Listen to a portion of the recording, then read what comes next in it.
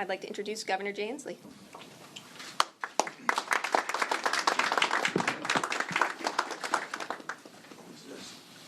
We just lost somebody here. Thanks, Mr. Mayor. It's one of your many great jobs you're doing right now. Go Garfield Bulldogs. This epidemic of gun violence we're suffering in the state of Washington is unacceptable. And we know that Washington State is not passive, and we do not have to surrender to this scourge of gun violence. We know we can act, we know we should act, and we know we will act this session of the legislature. And the reason is Washingtonians demand assertive, effective, and protective gun safety laws. And we intend in this session of the legislature to give Washingtons assertive, effective, and protective laws to protect them and their children against this epidemic of gun violence. Now, before I talk about our gun safety laws, I want to make this clear. Our gun safety laws are not the only thing we're going to do to fight gun violence. We are going to provide more mental health to our young people. We are going to attack the homelessness crisis. We are going to train more police officers so that there are more officers on the streets to protect us. But we also have to have something that goes to the heart of gun violence, which is that too many guns of the wrong kind are in the wrong hands. And the laws we will propose today are aimed at keeping the wrong guns out of the wrong hands. We know these laws can be effective, and I'll talk about those in a minute. But let me just set the stage. When I say epidemic of gun violence, I mean an epidemic of gun violence. We lose over 800 Washingtonians a year to gun violence. Today, gun violence, and this is shocking to me, is the leading cause of death of our young people, above car accidents, above cancer. This is what is killing our kids more than anything else. Nearly 6,000 kids have been hurt or killed last year. We have over 600 mass shootings every year in the United States.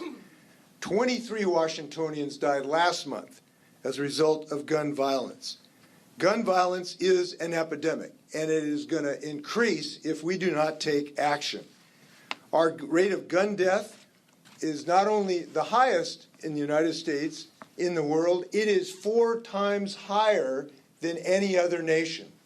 Now, other nations have difficulties in mental health. Other nations have people who get in arguments. But we have this scourge of gun violence because of the presence of the wrong kind of guns in the wrong hands. And that's what these laws are intended to protect, that we intend to introduce. So we will be introducing bills to ban assault weapons, to create an appropriate level of liability for gun manufacturers, and importantly, in the bill that I will talk about in some depth right now, is a permit to purchase bill that will treat guns with the severity that they deserve. You need to get a license to drive a car in the state of Washington. You need to get a license to go fishing. It's time that you get a license to make sure that you have safety training to purchase a gun in the state of Washington. And it's high time that we pass a bill to make sure you get a permit before you purchase a firearm. Now, why is this necessary? I guess it goes without saying. We know we've got an epidemic. We know we need to take action. And when you look around the suite of things that are actually effective, this might be the single most important, in my view, thing we can do. We know that it's effective. After the shooting in Connecticut, they passed a permit to purchase bill. And they had about a 40% reduction in gun violence as a result. States that have gone the other way to remove gun safety laws have had a 60% increase in gun violence in their states. These laws work. They work because they make sure people have safety training. They make sure that we give us time to do an adequate background check. They work because there is some modest delay so that when you're a fit of anger or you're in a desirous to commit a crime, you can't get a gun in the first 30 minutes. These are common sense measures that in some degree provide us adequate protection. And that's why we will be introducing, as the governor's request legislation, a law to require a permit to purchase or receive and transfer a gun in the state of Washington. We think that this is not only common sense, but we believe it will be very, very effective in this scourge. Now, it's just one of the bills, but it is an important one. Let me touch on the assault weapon ban. I voted for an assault weapon ban in 1994. I believed it was the right vote then. I believe it's the right vote now. The mass shootings we are experiencing are epidemic. These are the things that penetrate police officers' body armor, about 25% when police officers are shot with assault weapons. These are weapons of war. There is no legitimate reason for them in our society. We know that these mass shootings continue to proliferate, and this is a common sense measure to protect our people. So in closing, I just want to say this touches me every time I read about this. Because what used to be an argument in a parking lot that might end up in a fist fight, there's now somebody dead in the street that doesn't go home to their families. What used to be a fist fight at Ingraham High School when I was there in 1969 was a fatal shooting of a young man in the school I went to. We cannot surrender to this epidemic. And I think the first order of business for us as a state is to recognize that we are going to take action. Look, I refuse to accept that we're powerless here. We know we can take action, and we had to bend our efforts to do that in this legislative session. And I think we got a fair shot at getting these bills through, in part because we got a great Attorney General who's pushing safety in a lot of different ways, including his retail sales theft task force, our efforts to increase our training of additional police officers. Thanks for Bob Ferguson and his leadership. Come on up, Bob.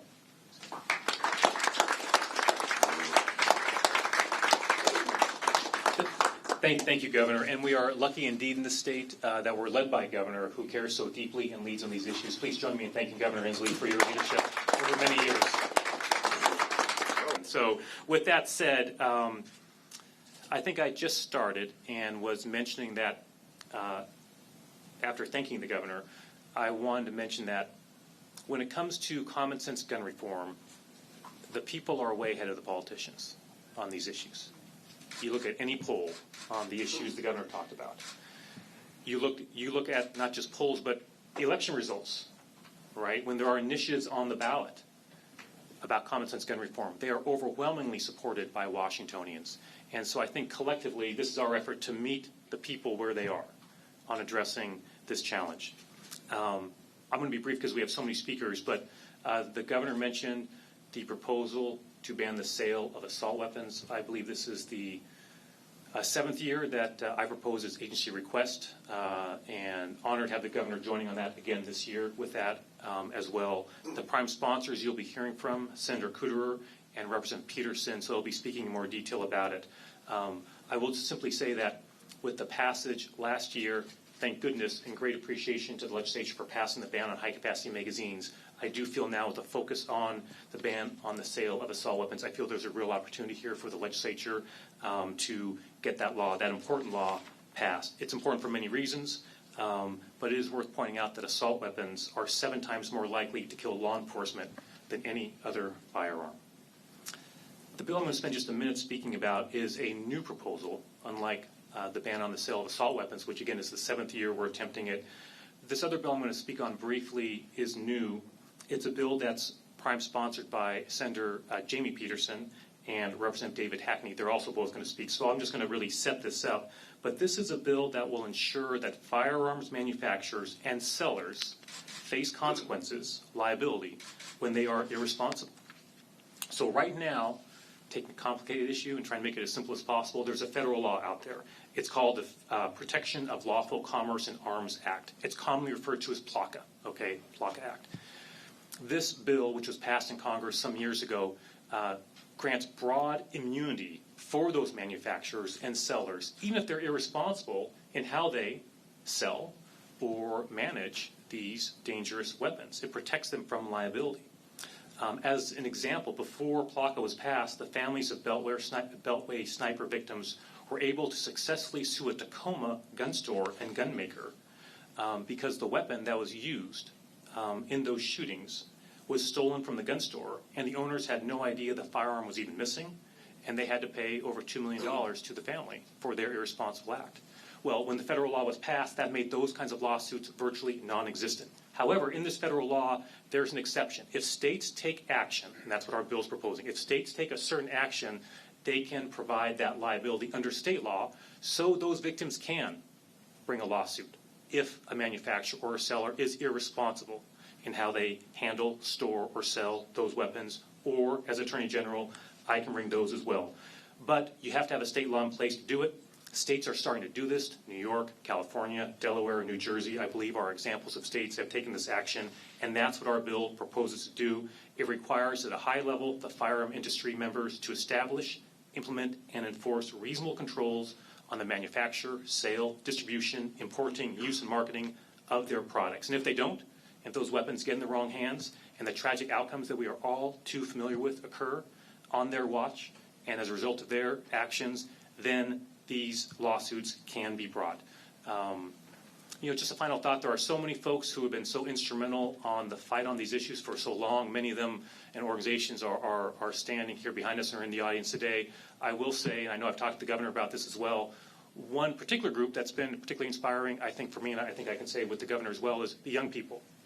I've been with the governor on marches with young people, rallies, thousands of young people out there who want their voices, demand that their voices be heard on this issue, because guess what? It impacts them when they walk in their classrooms, for God's sakes, right? And just live their lives. And it's a good reminder for all of us when young people stand up and are willing to get in front of a room full of people and talk about their own experience. And so we're honored to have a senior from Ingram High School, the governor's alma mater, of course, Sophie Blaziova, who's here to share her thoughts as well. Sophie.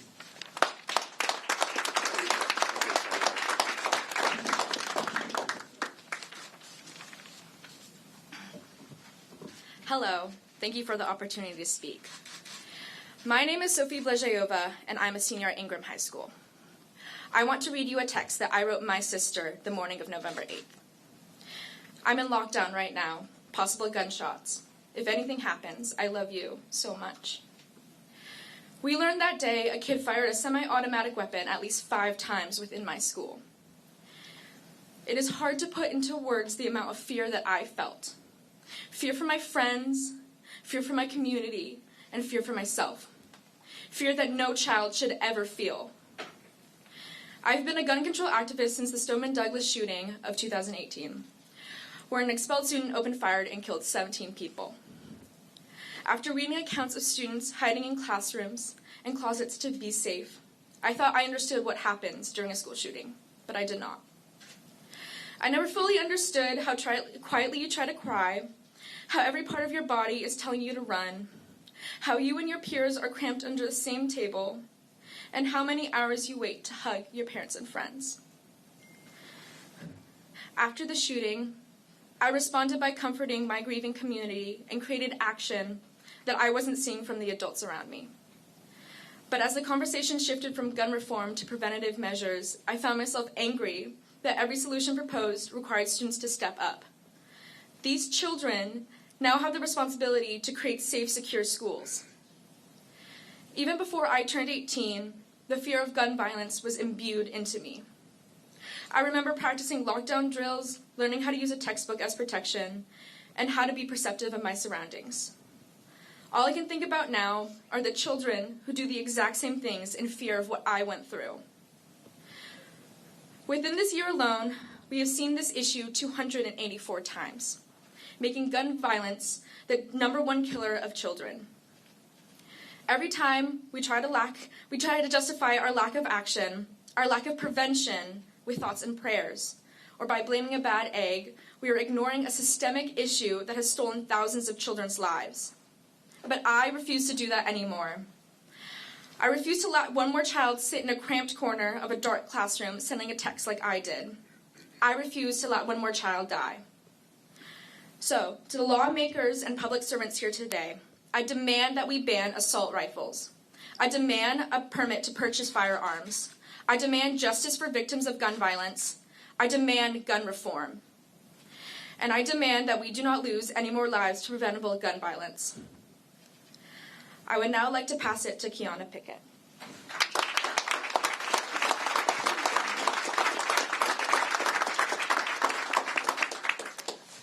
Good morning, everybody. I'm Kiana Rose Pickett. I'm the wife of Devon Pickett Jr., who was murdered on October 19th this year, 2022, in front of our business by somebody who was his friend at one point. So it wasn't, for me, that's one of the saddest things, is that somebody you love can find hate in their heart to want to harm you in a way that you can't come back from. And I feel like it's important to figure out solutions that prevent that. How do you go from friend to foe when somebody's successful and doing for their community and their family?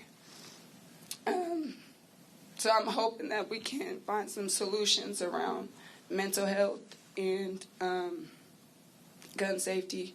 Devon and I, we went to the gun range. We practiced shooting guns.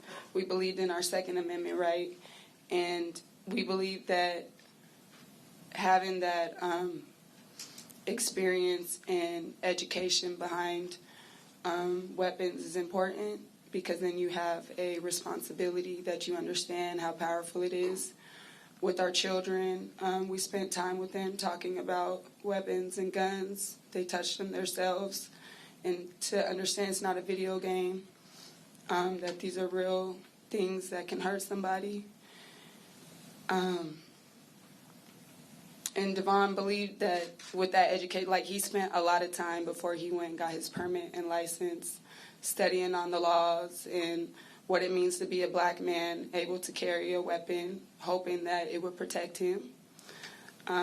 He was just locking up. We just stopped by the store. We were the executives of our business, so we weren't there every day. This person sat out for hours waiting, and I happened to be there and seen it happen. And those are just sounds and images that don't escape you. And I have 3 children who they're sad, they're angry, they miss their dad. And it's like torn our family apart. So just these incidents, they're not just single incidents, they like go on for generations, hundreds, thousands of years. So how do we come up with solutions that are going to combat that for hundreds and thousands of years, so that we can be more family and community and love each other, and have solutions that maybe we go to a gun range together and let off some steam. I think that would be good for kids to do that early versus not having that education. Devon and I worked in Seattle Public Schools prior to opening our business, so we definitely believe in educating the kids and being there early on, planting those seeds. And I just hope that my words, they plant a seed in you, and that we can work together on solutions. And now I'm going to introduce Senator Kudor.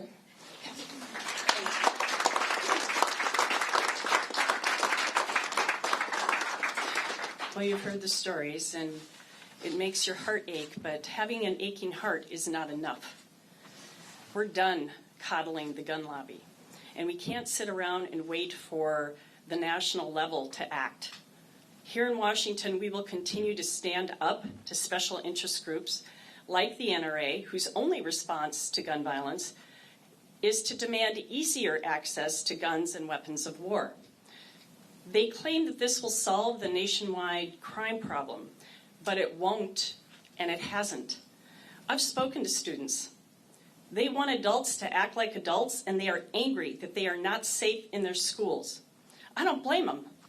Kids and students feeling unsafe in their own classrooms is an absolute moral failing of this country. This year, we've had mass shootings in every corner of our state, from Seattle, Mount Vernon, Renton, Tacoma, Vancouver, Sunnyside, and Spokane. There is literally no place you can go without the potential of being involved in a shooting incident. To date, there have been over 620 mass shootings in the U.S., marking a year where we Americans have experienced nearly 2 mass shootings a day. These deadly events end lives, ruin futures, and leave families and communities devastated, all in a matter of seconds. Washington has contributed nearly 1 mass shooting a month to this injury and death toll. That's over 50 of our neighbors, friends, loved ones injured or killed. And the ripple effect, as you heard, of gun violence just continues to grow. Lax gun laws are the root cause of this devastation. But the good news is that we have the power to change that. And as we chart a path to a safer, more welcoming Washington, you will hear the opposition say again, more guns make our community safer. But I remind you that for the past 20 years, we've done it the NRA way. For the past 20 years, we have allowed almost anyone and everyone to equip themselves like soldiers without the smallest measure of regulation and discipline that our armed forces undergo. Those opposing gun safety laws will say the assault weapons ban accounts for only 3% of gun deaths. We'll tell that to the parents of the children of Uvalde and the other murdered children who we continue to mourn. The U.S. stands alone in the world in the sheer level of gun violence we experience. It is the responsibility of every lawmaker at every level of government to pass effective gun safety policies to reduce the number of these weapons in our communities, making our communities safer for all of us. And now I would like to turn it over to another champion for gun safety legislation, my colleague, Senator Jamie Peterson.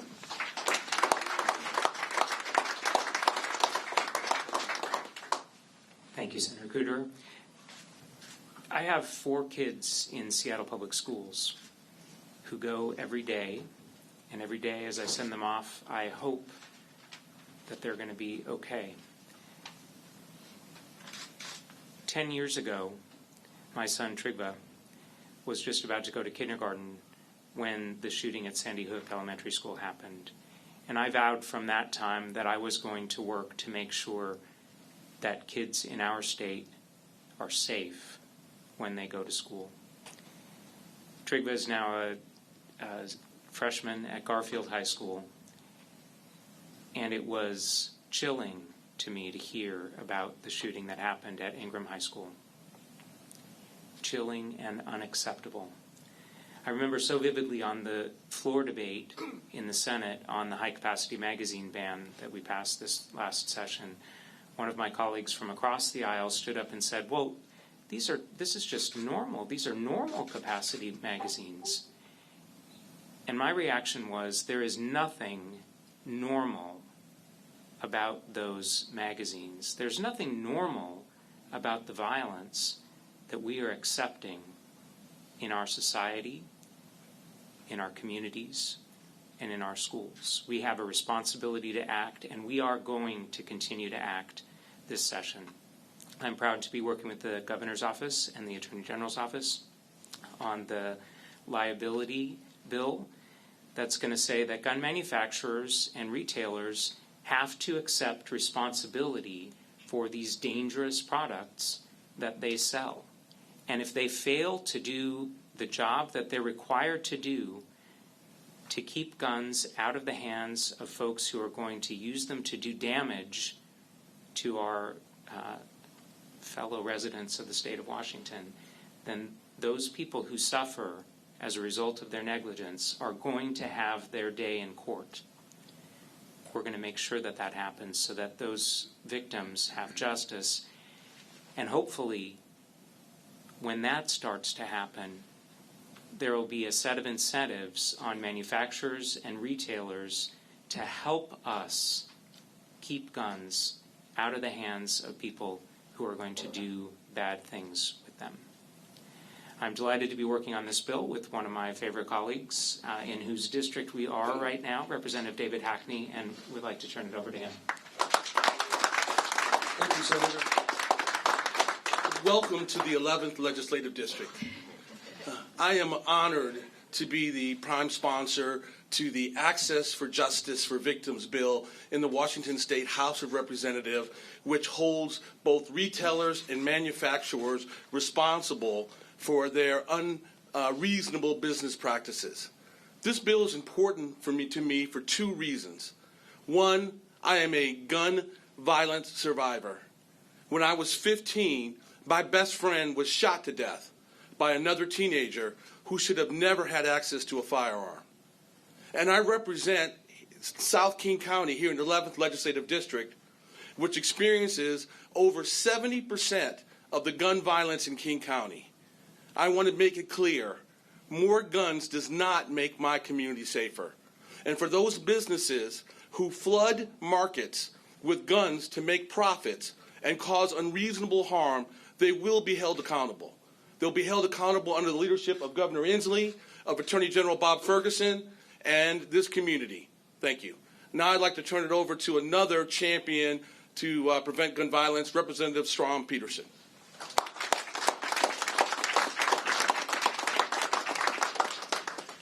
Thank you, everybody, for coming out today. Attorney General Ferguson noted that this is 7 years that we've introduced the assault weapons ban, and I have sponsored that bill every year, every one of those 7 years, because of the mass shooting in Mukilteo. So I can't kind of go on without mentioning, especially my constituent and friend Paul Kramer, who's been a champion. His son was injured during that shooting, and of course lives were lost. Also, just real quickly, also want to acknowledge Senator David Fraucht, who's in the back of the room, who should be up here despite his early retirement, because he has been a champion of the assault weapons ban and so much work that we have accomplished in Washington State. But let's face it, often, when we're out on the campaign trail or we're talking to people and they call us leaders, that's not true. The real leaders are the young people standing behind me, the grandmothers against gun violence, the communities that are rising up to make sure that we do the right thing. I think also, as Attorney General Ferguson said, the legislature and elected leaders are often behind the people. We kind of trail, and this is that case. We need to ban these weapons of war. We've been trying, we've been failing, but I think this is the year to do it because the people are speaking. It seems every mass shooting that happens around the country, I might call or text or email Attorney General Ferguson and say, we're introducing this bill again, right? And of course he writes back, he says, absolutely. I'm sick of sending those messages to him. So this is the year that we have to do it. This is the year where Washington can lead again. Washington, we did great work last year with the high-capacity magazine ban. So proud to have been part of that legislation over, again, 6 or 7 years. So now's the time. Now's the time to get rid of these weapons of war. Now's the time to make our communities safer. Now's the time for people like Sophie to not fear going to school. Thank you, Sophie, for those incredible words. Now is the time to make sure that our community leaders feel safe when they're going to work. And this is how we do it. These simple pieces of legislation. Politically, they might be complicated, but for the people of Washington State, they are straightforward. Get rid of weapons of war. Make it harder to easily access guns when you're in a fit of despair or a fit of anger. Simple things that we can do and we must do this year. And one of those people that has helped champion these things, despite her very few years in the State House of Representatives, another incredible champion, and one that when we get this through will be a leader on gun violence, is Representative Liz Berry.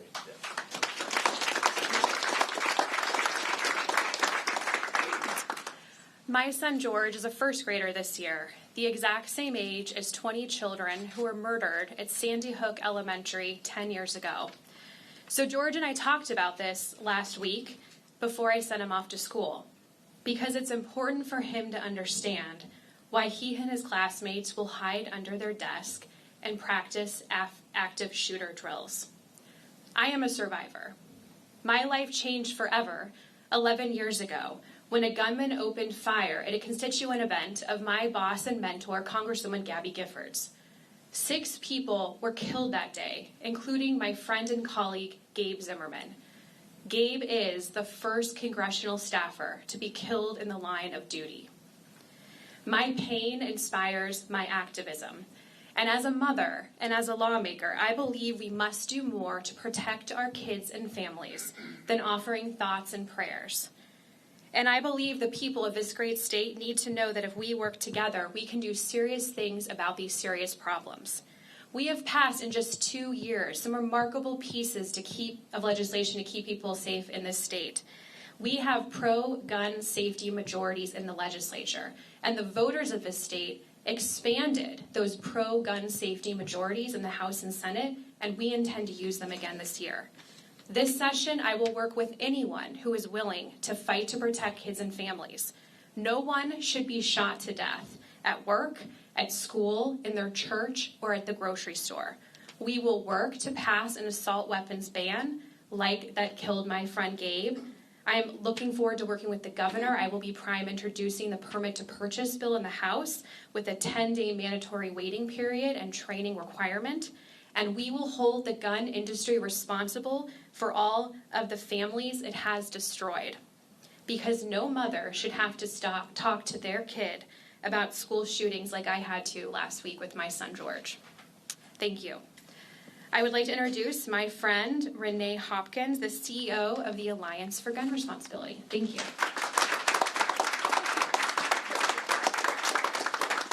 Thank you so much, Representative Berry. I want to start today with thank yous. Thank you to Reps Hackney and Peterson, Senators Cooter and Peterson, two Petersons, spelled differently, for dedicating the time and energy to sponsor these really important life-saving bills.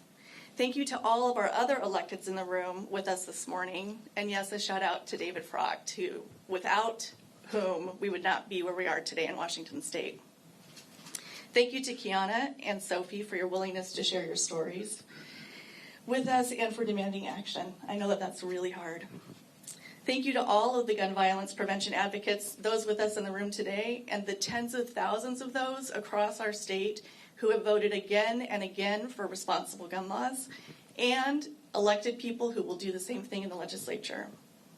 And last but certainly not least, thank you to Governor Inslee and Attorney General Ferguson for your years of leadership on this issue.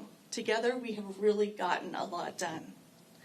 Last week marked the 10th anniversary of Sandy Hook. The Alliance was founded in the aftermath of that tragedy. And in the last decade, we have made remarkable progress. We passed 3 ballot measures, sending the message to our legislatures that the people are demanding action.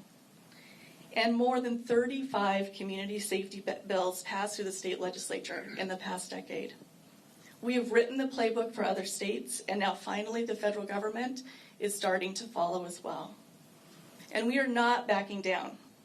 Gun violence is a complex, multifaceted public health issue that requires a comprehensive approach.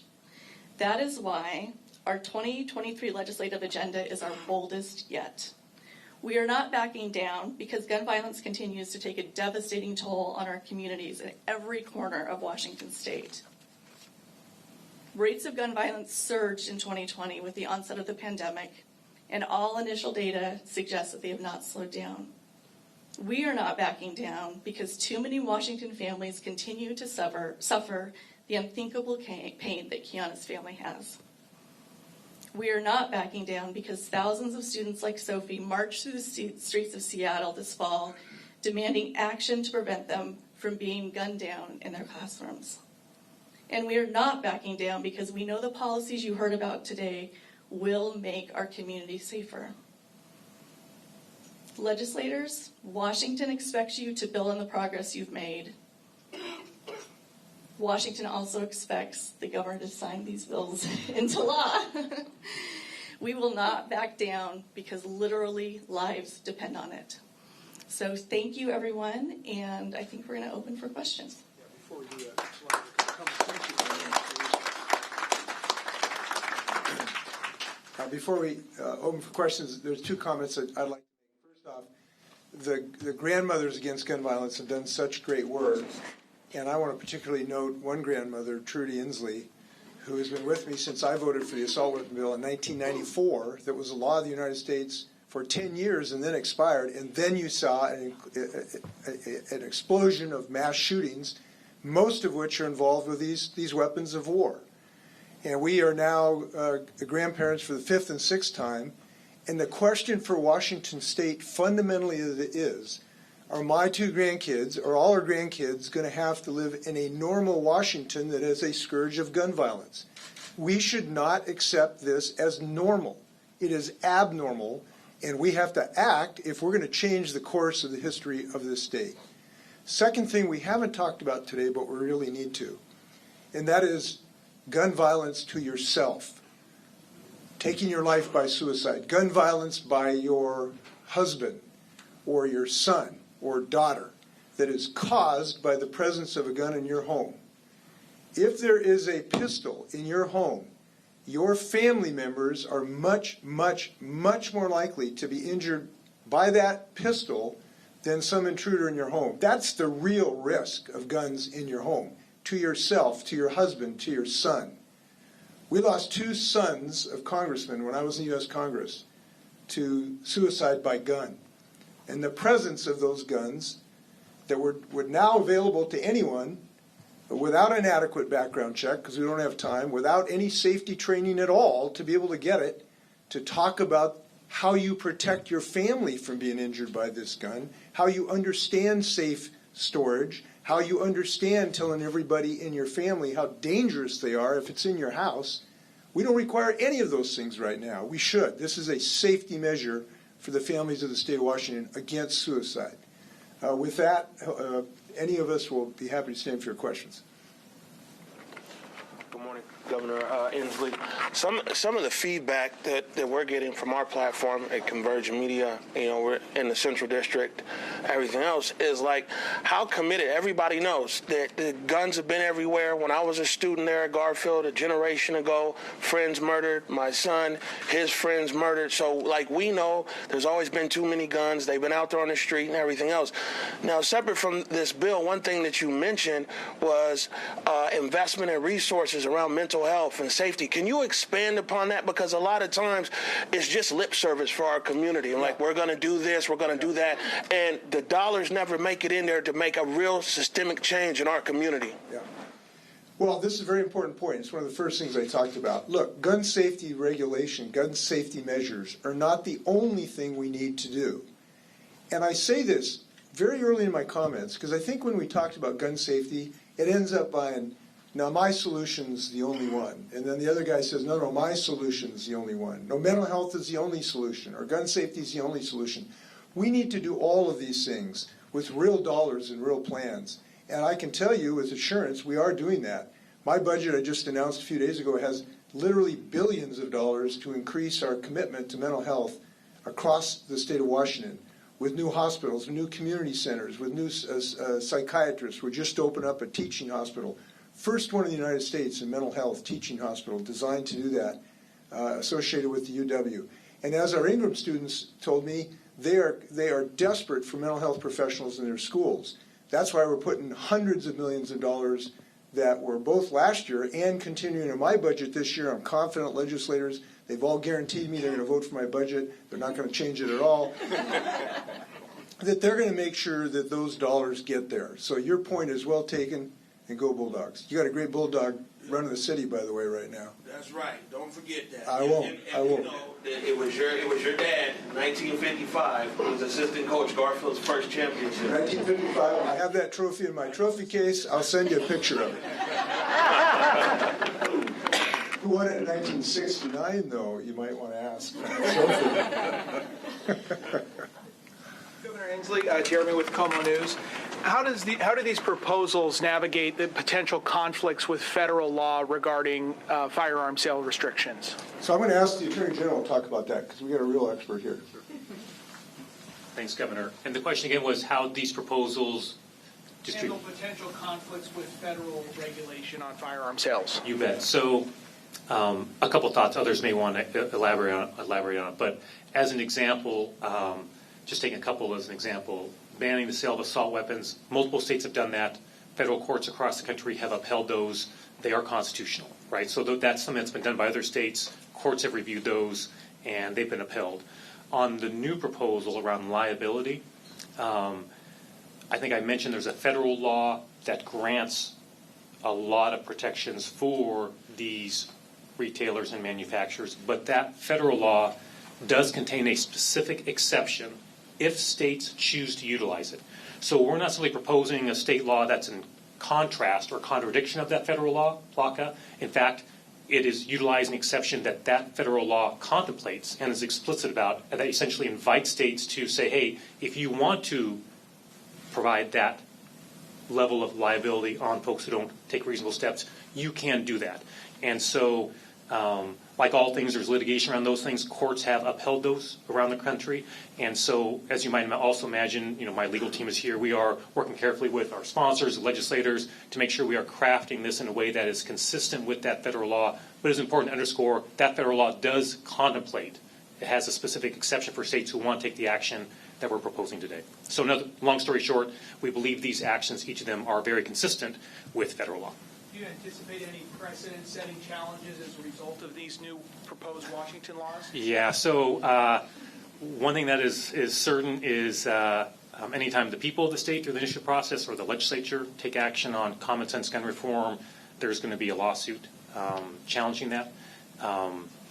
And that's just part of the way our system works, and that's appropriate. I can report that I think we have had 6 outcomes on different laws adopted by the people or by the legislature related to common sense gun reform, and on 6 of those, the record of my office defending those laws is pretty good. We've won all 6 of them. So we feel confident that we'll be able to defend these laws, but we spend a lot of time in the crafting and drafting of these to make sure we're doing that in a way that we think is consistent with law and is defensible when that inevitable lawsuit does come challenging those laws. Thank you. Yes, go right ahead. Yes. It's been 7 years, as you mentioned, since you've attempted to pass this assault weapons ban. Just lessons learned along the way. What are the key reasons stopping the passage of this? Oh, others I'm sure will want to weigh in. And I'll just offer a quick thought first. So yes, it's the 7th year on the proposal on banning the sale of assault weapons. A couple of things. I do feel optimistic about it this year, in large part because for each of the past 6 years, we are proposing that as well as banning the sale of high-capacity magazines. Both are, by any measure, heavy lifts and consequential legislation. And last year, so grateful the legislature adopted that ban on high-capacity magazines. So I think it's fair to say that there was a bit more of a focus around high-capacity magazines. You got to focus on your bill. That is now done. So I think that also creates some bandwidth to focus on this. And I do feel that there's just a momentum that's been growing with the people of the state, unfortunately in large part due to news that you read literally every day about mass shootings and the weapons that are invariably used in those mass shootings. And I think that as tragic as those outcomes are, I think it has galvanized elected officials, communities, students, you're hearing from folks, to push once again on that bill. So look, the last thing I'll say is getting any piece of legislation passed is always a challenge. There's so many proposals, so little time. But I feel optimistic this is the year that we can get this particular bill passed. But I'll leave it to others who want to jump in as well if anyone does. Jamie, I'm going to – you're giving me a look, so I'll turn to you. Sure. So I'll just say that these bills, this whole issue of gun violence prevention was an issue in multiple campaigns this year. And the people of the districts where those issues came up sent us a set of senators and representatives who believe in what we need to do in terms of gun violence prevention. So we are better situated, having gained seats in a year where everybody said that the debate about public safety was going to be about police. We elected gun violence prevention supporters, and we are going to be set up to be able to pass this stuff. And I think that it's a priority for our caucus. We've had those discussions. I think the House Democrats are in a similar position, so I feel optimistic. I just want to add on the previous proposal that the Attorney General was talking about. We are amending Washington's public nuisance law, which has been around since territorial days. And since the 1890s, we have imposed liability on people who manufacture and store gunpowder in a way that's dangerous for the people around them. So there is a long historical tradition in our state of holding businesses responsible for the damage that their products cause.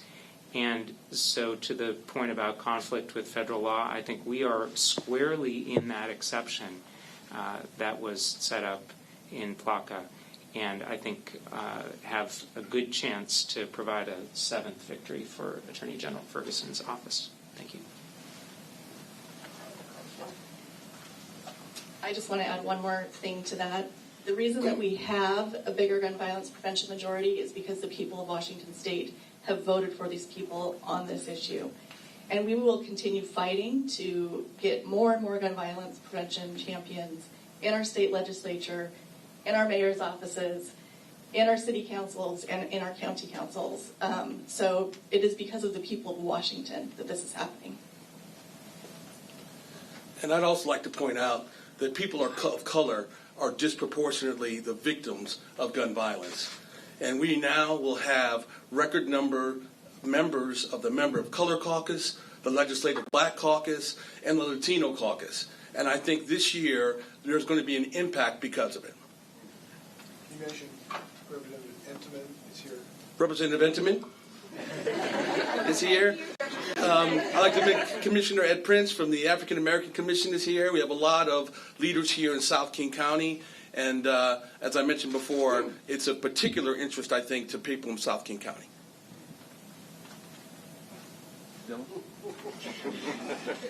I have a question. So a lot of the bills had a lot to do with prevention and people purchasing a gun or assault weapon. Can you address anything around the bills that would have any sort of retroactivity? So people who currently have assault weapons or currently have a gun without a permit. Well, that's an excellent question, and it is one that we did consider. We had thought about should there be some kind of provision that addressed those who own a gun, should they just be allowed to own it and not take it out of their home, things like that. Those discussions were very intense, and we decided to move forward with a clean bill that simply addressed prospectively. But I will say that I've been in talks with a colleague of mine in the House who is talking about a more narrow version of the registry bill that would apply to assault weapons only that people currently own. I think this is information that law enforcement would like to know, especially given the statistics about the likelihood of them being killed by an assault weapon. And I think that it just makes our community safer if we know this information. So that bill has not been drafted yet, but that bill is in discussions right now with folks in the House. Look, we all understand that these measures are not going to eliminate gun violence by next Wednesday. We understand that. And sometimes you get criticism when you start a journey to solve a problem. You say, well, it won't solve the problem tomorrow, so let's not start the journey. That's absolutely backwards. The longer the journey, the more important it is to take the first step. This is an important step. These are 3 important steps. They're based on common sense. We know they work. So we need to start this year in a clean way, and we intend to do it. Anything else? Any easy questions? I got a question. Yeah. So I'm the mother of, of course, Lorenzo Anderson, the young man that was murdered in Seattle CHOP. And so I'm trying to make sure, since we're talking about prevention work, how are we making sure what happened in a CHOP don't give us a CHOP too? So what steps are we taking and what actions are you guys taking to prevent that? Well, one of the things we're doing is training more police officers so we can have more police officers who are available. Look, we have understaffing in many of our communities right now. So we, last year, and we will continue this effort, want to increase the criminal justice training centers so that we have more centers to be able to hire more well-qualified officers who are trained to administer laws with a lack of violence. It's very important. We're heading down that route. What else? Any other questions? With that, thanks a million. Happy holidays. Thank you.